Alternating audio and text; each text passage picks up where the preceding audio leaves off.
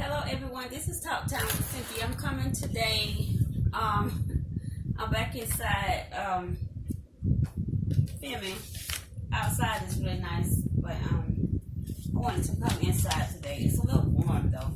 But anyway, I'm coming in. I'm gonna be reading some more in my book. And it's called The Black Tax. The cost of being black in America, right? And so I always like to try to point out before I start reading is that because I'm not trying to create no friction or no tension. I'm just trying to show us how we got here as a nation, as a community, world, I'm just pointing out some things so that we might not have paid attention to as to, or even thought about as to wonder why this, wonder, or maybe you have, and maybe I have some answers for you, right? But I would say, even though I'm reading this book, don't take it for our word. I'm talking about the author. Don't take it for our word, but do your own research. So that's why I think, and it tells you where they get the research from. So, but yeah. So that's why I'm reading this book, not to create any tension or have people against one another.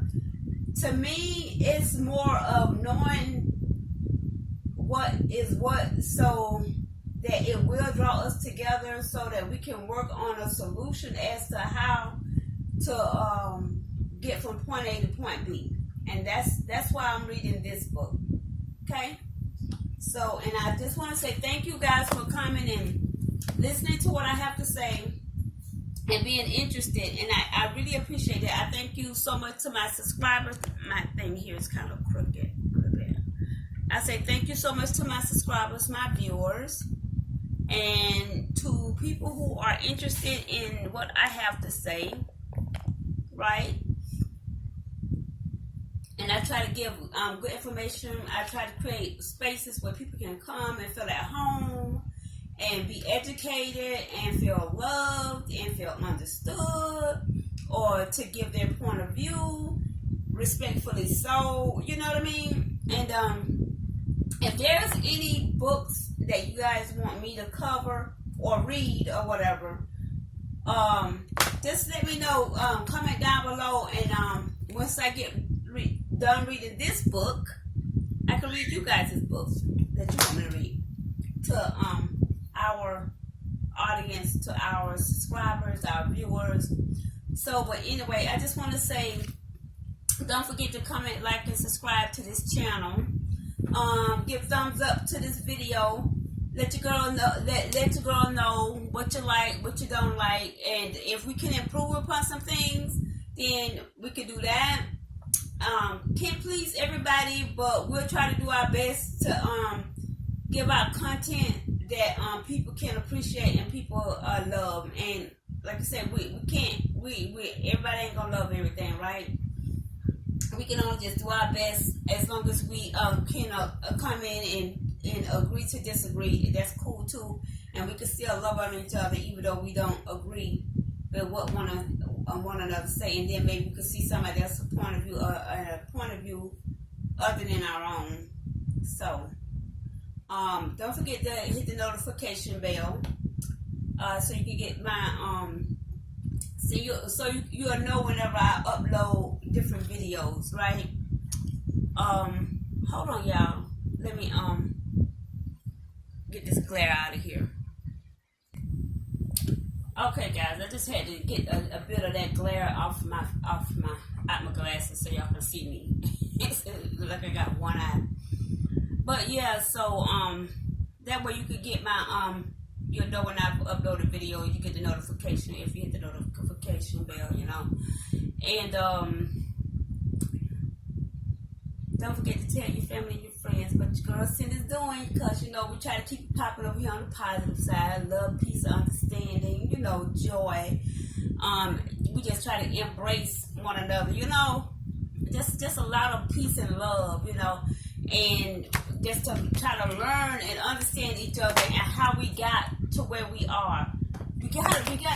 It's some hard conversations and some hard questions and everything and some hard knowledge, but we got to know, guys, on all sides. It's some hard information to learn, right? So we gotta know so we can move forward. Point blank, period, right? Okay, so this is part 2 I'm reading, okay? And then this is the second title in part 2. And it's called Black Tax Following Emancipation, 40 Acres and a Mule, the Homestead Act. Okay? Okay, guys, I had to get rid of the birds, so sorry about that. Okay, so then it says, after emancipation, there was some talk about giving recently freed slaves 40 acres of land and a mule. The concept of 40 acres goes back to Special Field Order number 15, which was issued on January the 16th, 1865 by General William T. Sherman.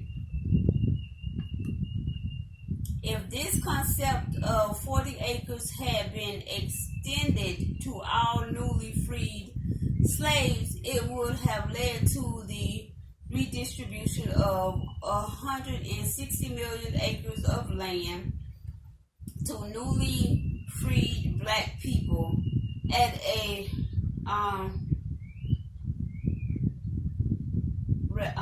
Republican convention in Pennsylvania. Thaddeus Stevens,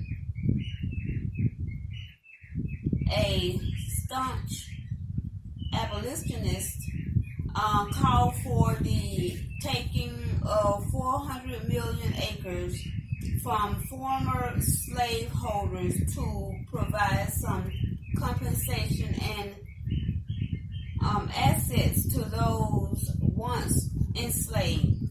That's only fair, right?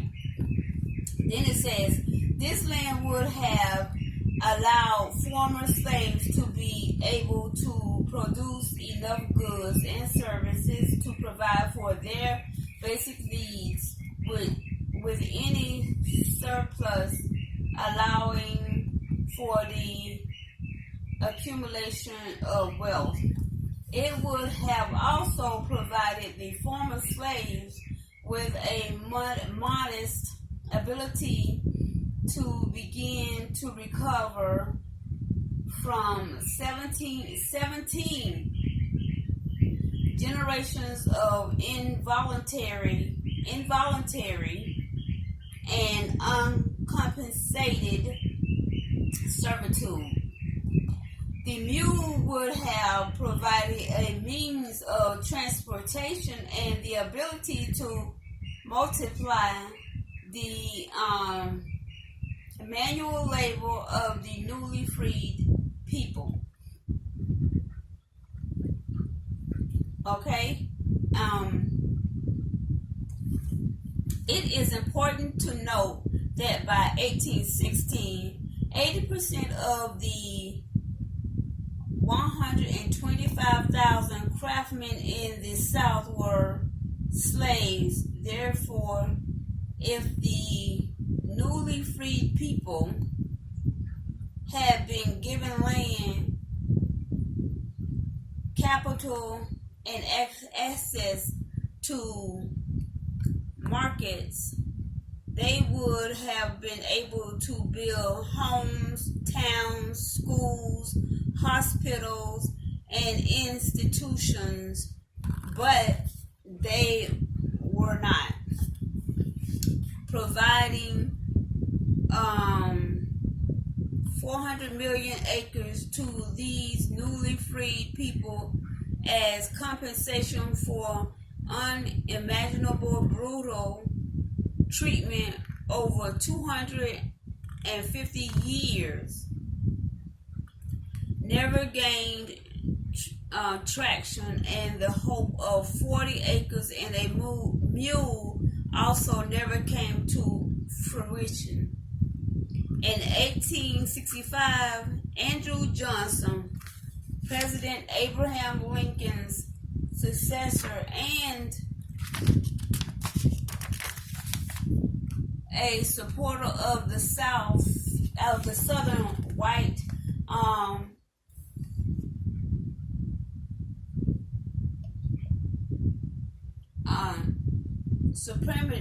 supremacists, established overturned Special Field Order Number 15 and returned confiscated land to the southern states and landowners who had committed treason against the United States of America by their staunch support of secession from and the waging a war against the United States.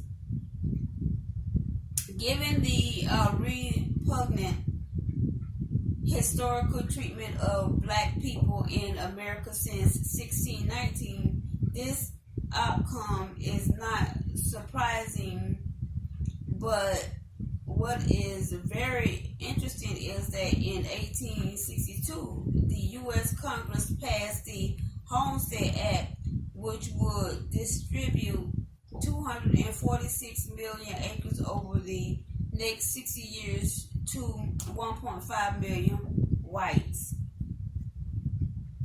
families. Sorry, guys. The Homestead Act allowed white families to receive up to 160 acres for free if they agreed to work the land and live on it for 5 years.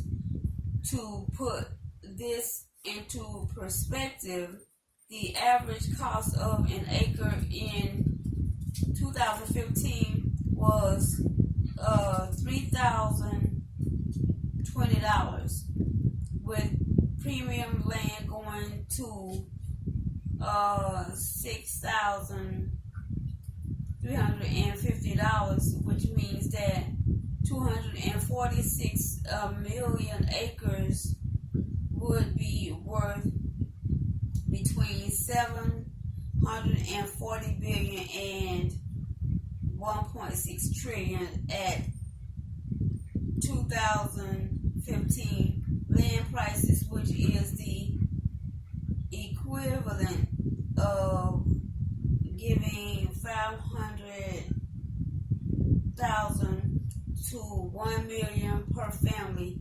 This massive and unprecedented government giveaway helped draw 24 million white immigrants from overpopulated countries in Europe to America, which was even as a land of enormous opportunity, which was seen as a land of enormous opportunity.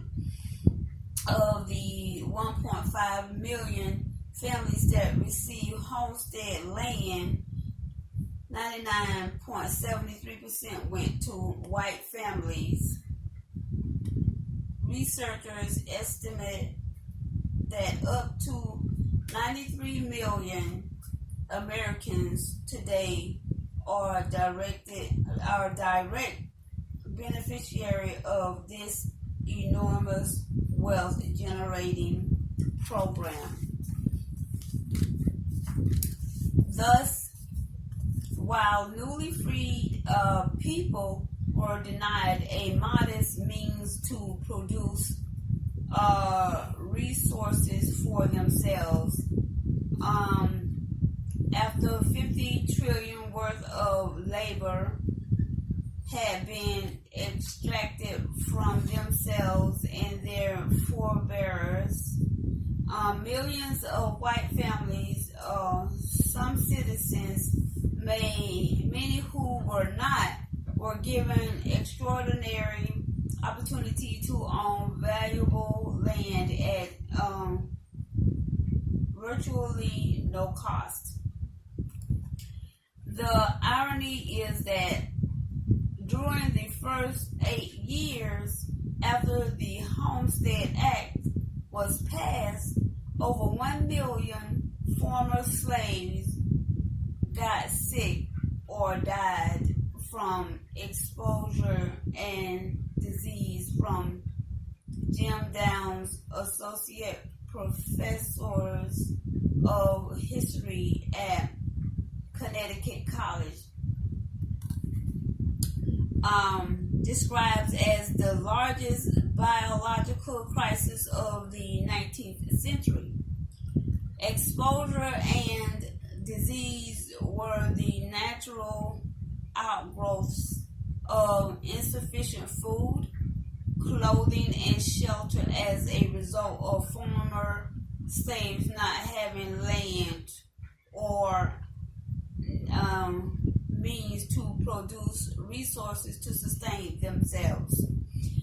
The situation grew so dire that Nathaniel Schaller, dean of the Lawrence Scientific School at Harvard, suggested to 1884 that blacks were becoming extinct, and by 1900 the average life expectancy of an African American child born in that year was 33 years.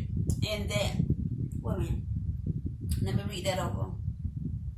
An African American child born in that year was just 33 years, whereas a white child's life expectancy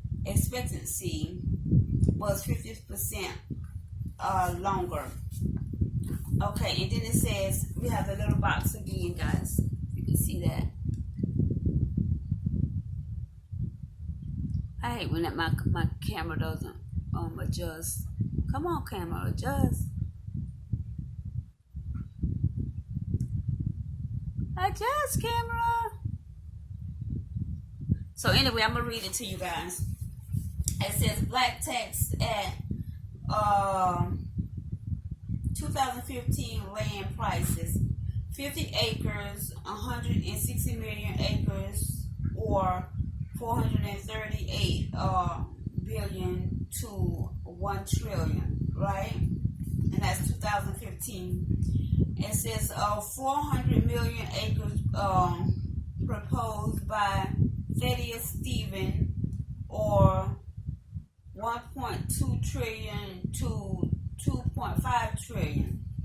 Then it says 246 million acres from the Homestead Act, 740 billion to 1.6 trillion given to white families, black families excluded. Okay, so let me return on. Okay, so the next title is going to be Black Tax from 1870 to 1935, Jim Crow Society. And a lot of us, I think, are familiar with the Jim Crow Society. So let me go ahead and continue to read. It says in 1861, I think my camera is right there.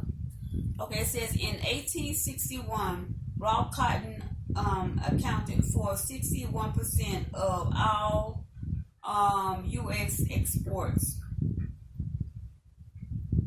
according to Stephen Becker,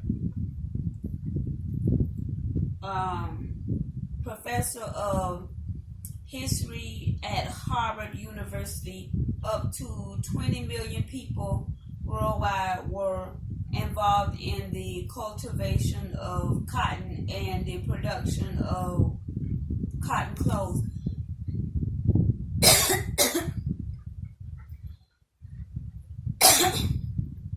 Within the most dynamic and far-reaching production complex in human history. I don't even know what the heck that was. This global cotton production complex relied almost entirely on the free labor from 4 million black slaves in America, who by 1860 were 80% of the craftsmen in the South and accounted for approximately 70% of the labor force in the state of South Carolina, Georgia, and Mississippi, and upwards of 60% in a number of neighboring states. Imagine that, guys.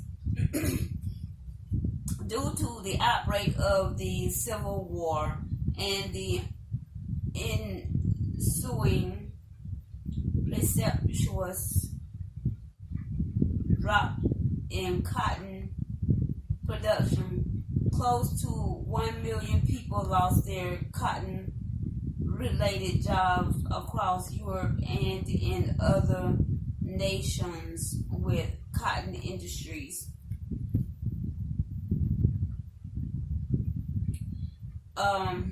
The resulting devastation of the Civil War and the emancipation of 400 million slaves, black people left southern states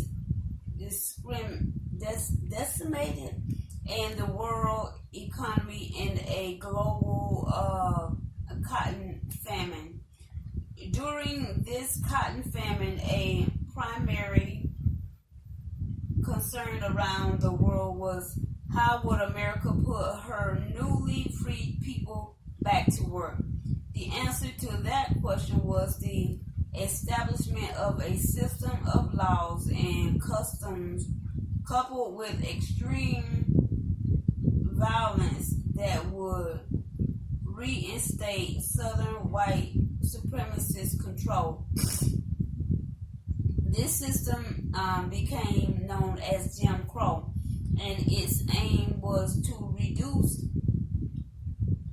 newly freed and virtually penniless black people to a large, cheap, readily available labor force with no political or economic power.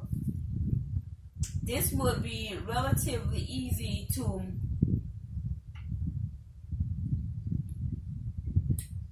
accomplish since by 1870, newly freed black Americans owned only about 0.17% of America's wealth and were largely unable to provide for their own basic needs. Family, their babies, households.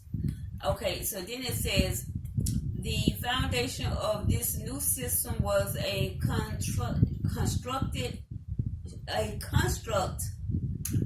Let me read it again.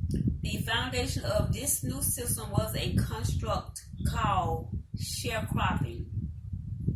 In a sharecropping contract, a white landowner will contract with a black laborer to plant and harvest cash crops. Since the black laborer had no land or capital, the white landowner would extend him credit or interest rates of 10 as high as 70% to buy food for this family for his family and any tools, seeds, fertilizer, and all other supplies necessary for planting and harvesting the cash crops. In exchange for this work, for his work, the black laborer would be paid based on a share of the crops he produced, minus any expenses owed to the white landowner. In addition, white landowners would set the terms and the condition for all aspects of the contract, including the interest rate on the credit that they extended to the black laborers, and that's number one. Number two, the market price for the cash crops that were produced by the black laborers. In this way, the white landowner controlled the black laborer's income, especially what he earned on his share of the crops, and his expenses, especially the cost of debt and prices of food, materials, and supplies, especially which meant that the white landowners determined whether or not the black laborers would have any money left over to provide for himself and his family. Landowners, acutely aware that any worker fully clear of his debts might then attempt to relocate to a friendlier or more generous white property holder, routinely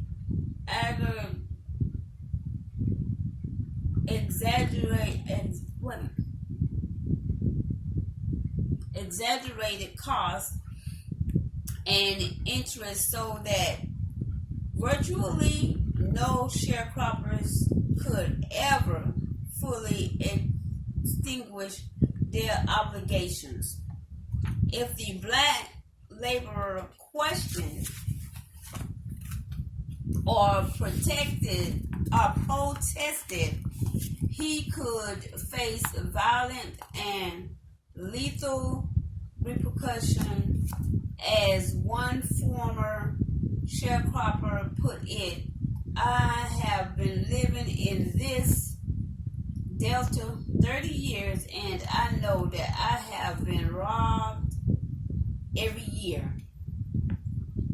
But there is no use jumping out of the pot into the fire. If we ask questions, we are cursed, and if we raise up, we are shot, and that ends it." This placed the black laborer in a position where he was unable to accumulate any wealth and was in perpetual debt servitude. The situation was sometimes so draconian that in many cases,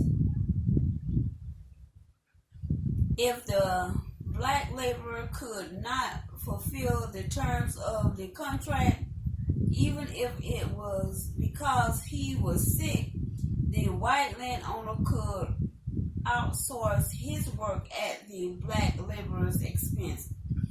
With this immoral and grotesquely unjust sharecropping construct, you would expect the newly freed person to simply not honor the terms of the contract. Unfortunately, Southern authorities passed contract enforcement laws which imposed criminal sanctions for the breach of any employment contract. In this book, The Shadow of Slavery, 1972, Pete Daniel wrote, under such laws, a laborer who signed a contract that then abandoned his job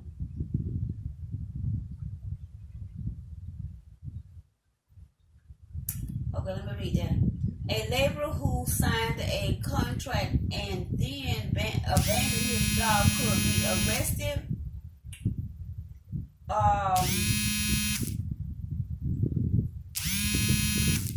for a criminal offense.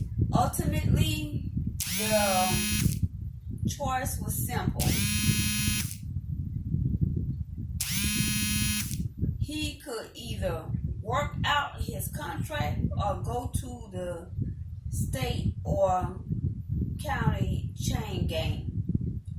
You might think an option for the newly freed person could be to simply not enter a sharecropping contract in the first place.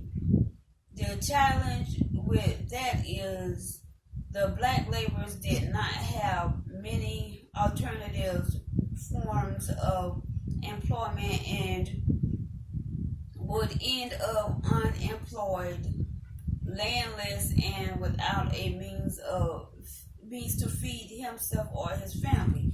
To ensure that there would always be a cheap supply of black labor, Southern authority passed various vagrancy laws. Alabama's vagrancy law passed in September 1903 was fairly typical.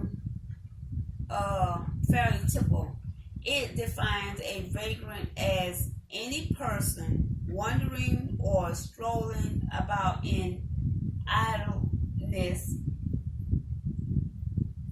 who is able to work and has no property to support him, or any person leading an idle, immoral, profligate life, having no property or to support him. People who were convicted of those vagrancy laws were often sentenced to state or county chain gang. These vagrancy laws caused many black laborers to voluntarily attach themselves to white landowners for marginal wages to avoid being convicted and return to the same farm as uncompensated laborers in shackles and without their freedom. And to further the exploitation of the black labor, many state, county, and local jails in the South engaged in convict leasing, which was the practice of leasing out convicts to private farms. Sounds familiar, right, guys? private firms for profit. This practice, in some respects, was worse than slavery because while the slaveholder could expect to profit from a slave's future output for his entire working life, and thus had an incentive to maintain the slave's health.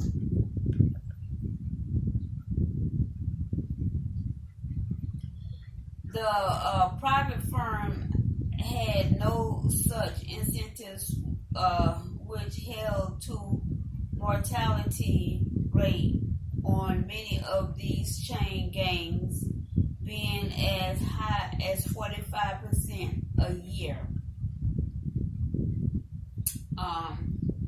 Because convicts had no residential value, leasing them was very profitable for both the private firms and state, county, and local government. Not only were convicts leased to farms, F-A-R-M-S, farms of various sizes, but they were also leased to steel mills, lumber mills, coal mines, and other heavy industries. Many convicts, often malnourished and living in deplorable labor camp, had short life expectancies. To fill the demand for convicts, black men were often seized and charged with frivolous crimes, convicted. You guys remember 12 Years a Slave? Same thing. Convicted and sent to chain gangs. The practice of seizing black men was so widespread that by 1902, the seizure of black men on the back roads of the South was no longer even a brazen act. The practice became so, and this is my last, like I said, my last title for this one, because my video, I don't want it to be too long. And then it says, the practice became so detestable that black women who showed up to labor camps in southern Alabama seeking the release of their loved ones were simply arrested when they arrived, chained in their cells, and kept to serve the physical desires of the men running the camps. The slave camps and mines produced scores of babies, nearly all of them with white fathers.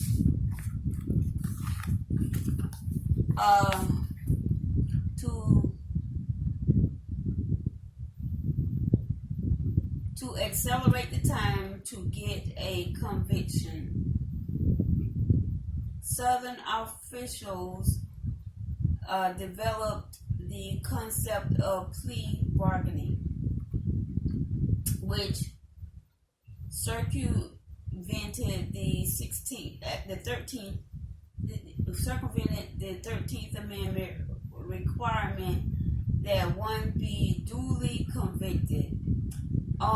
Governments placed the cost of trial on the accused and captured blacks understood that fighting the system meant a longer sentence. Therefore, defendants were expected to plea bargain or confess judgment in order to lower the cost of the trial. The South's judicial system had been wholly reconfigured to make one of its primary purposes the coercion of African Americans to comply with the social customs and labor demands of whites. These actions created an abundant supply of convicts in state, county, and local jails, which made it easier for white farmers who would not have had enough capital to own a slave before emancipation to cheaply secure additional labor at a fraction of the cost.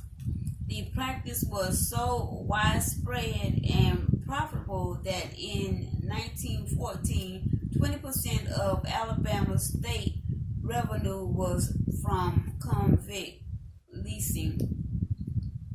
Therefore, the newly freed people who had no education, no representation in government, and no standing in society, and were given no land or capital to provide for their basic needs, had to return to the fields as laborers to earn wages in exchange for their labor.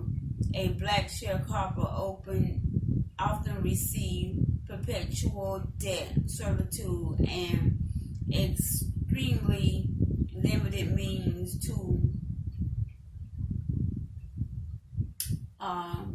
accumulate any resources above his basic needs. If he broke the contract with the white landowner, this is gonna be a long video, y'all. Contract with the landowner, he could be convicted of a crime, jailed, and forced into labor via convict leasing under condition that produced 45% death rates.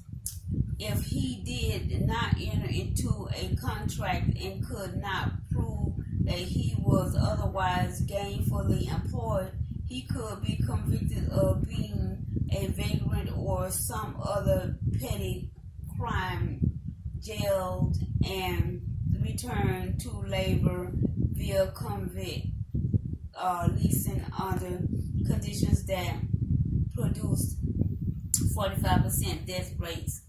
It was a ruthlessly efficient system that was the most effective way to return black laborers to the field in a manner that allowed them to be free in name only. As tragic and heartbreaking as that system was, it primarily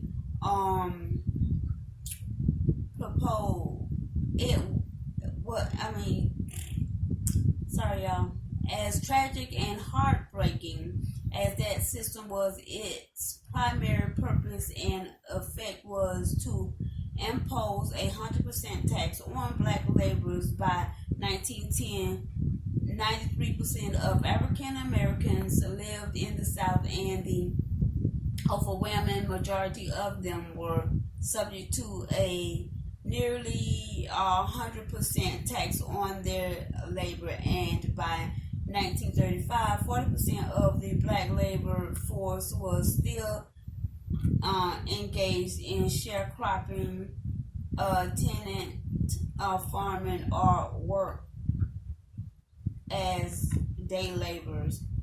In 1930, there were 1,205,000 black tenants and day laborers on southern farms. They were paid as an average income of $71 per day, which was $26 less than white tenants and day laborers. And it says this difference in compensation cost black tenants and day laborers $31 million each year, or $157 million over 5 years, which is equivalent to $400 million per year, or $2.1 billion over a 5-year period in today's dollars. The period of sharecropping and tenant farming existed between 1870 and 1945, which was 1/3 of the length of state sponsored chattel slavery in America. Therefore, if one were to assume that economic value of the resources extracted from black Americans during this period is 1/3 of the value extracted during the 250-year period of chattel slavery, it would amount to 15 trillion in 1860. 4 million slaves were worth the equivalent of 22 trillion, which was wiped out by the Civil War. But over the next 70 years, Southern officials were still able to extract that 15 trillion of the 22 trillion they lost from the descendants of their former slaves, 3.6 million of whom were still working in ultra low wage jobs in agricultural and domestic service in former slave states. 65 years later, the devastation was so complete that in 1870, newly freed black people owned less than 1% of U.S. land, and after 147 years, African Americans still own less than 1% of U.S. land. Okay. While this Jim Crow period may be hard to imagine, it is important to recall that during this period, number one, the equivalent of one black American per week was publicly lynched, burned alive, hanged, and mutilated by their fellow white citizens, with no white person ever being convicted of any of these murders. Okay, the membership of a white supremacist terrorist organization, the Ku Klux Klan, peaked at 400 million, which meant that up to 25% of the white population had a relative who was a member of this organization. Number 3. Entire black towns were destroyed and hundreds of black Americans were killed by angry white mobs. Number 4. Black soldiers returning from World War I were being lynched in their uniforms by private citizens.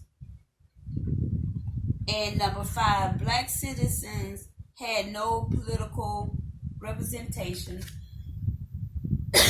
almost no means to defend themselves, and were severely restricted in almost all labor, capital, service, and educational markets.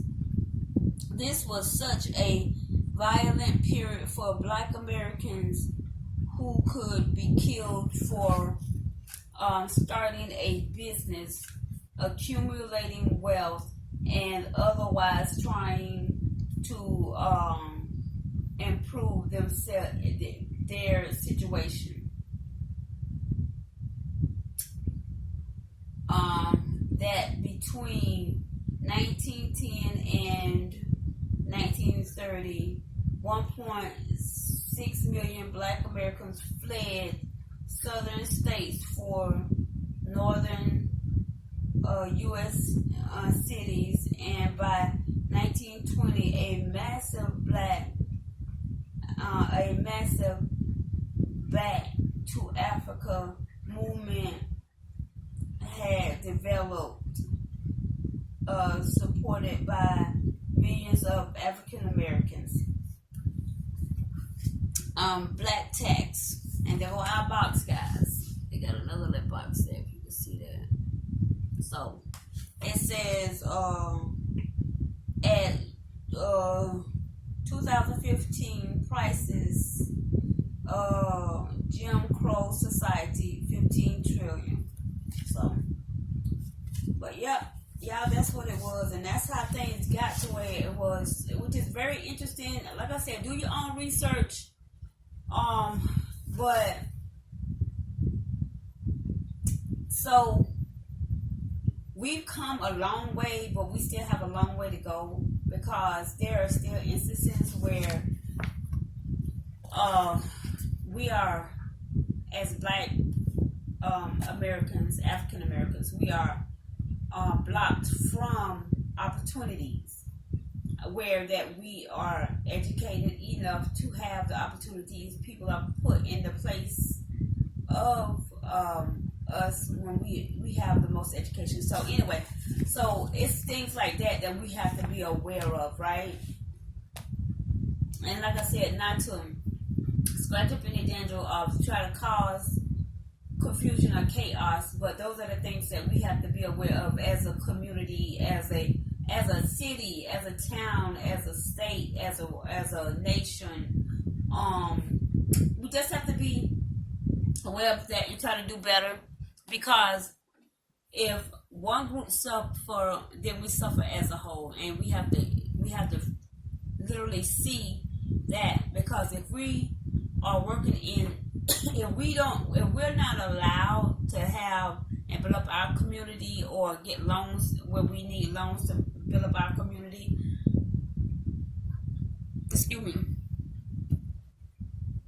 then we have to work in other communities and take jobs from other people in their communities. So the playing field has to be level or even, or whatever you want to say. But anyway, thank you guys so much, and until next time, we're gonna go ahead and close this video here. So, because I don't want to believe it, I don't want to add nothing to it. I just want to give you the information. Okay. So anyway, love you guys so much, and thank you for coming to my channel. And don't forget to let your family and your friend know what your girl Sitting's doing, because we try to keep it popping over here on the positive side. Y'all know how we do it, right? Love, peace, understanding, and compassion one to another, right? And we try to create a place where people can come and feel loved and understood and to understand, right? Okay, guys, and we'll talk to you guys later. Love you.